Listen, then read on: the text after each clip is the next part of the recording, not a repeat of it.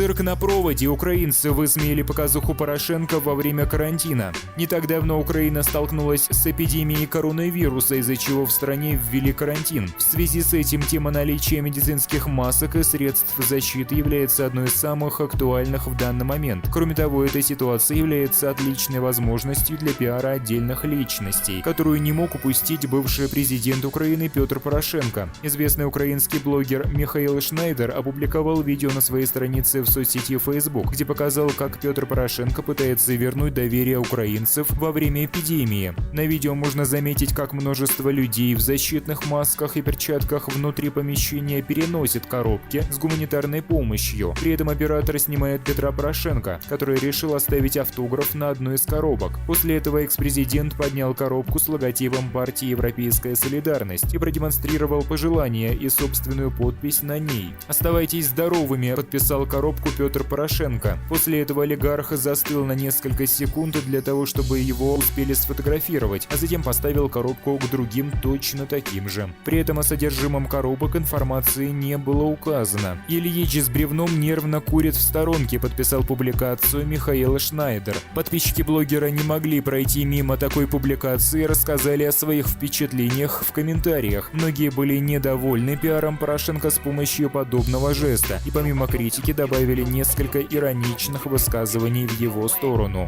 Кстати, постройнел, а должен уже быть грузчиком на зоне. На границу съезди, Петя, тебя там ждут восторженные любители без виза. По-моему, это двойник. Пьяный, как обычно. Лицемерие хуже б***ства. Как он тяжело дышит. А молодой ведь еще. 3 минуты позировал для съемок. Выпендрежник. Вот это да. Смех и слезы. Жлоб гуманитарку отправляет. Не верю. Потом распакуют и назад в продажу.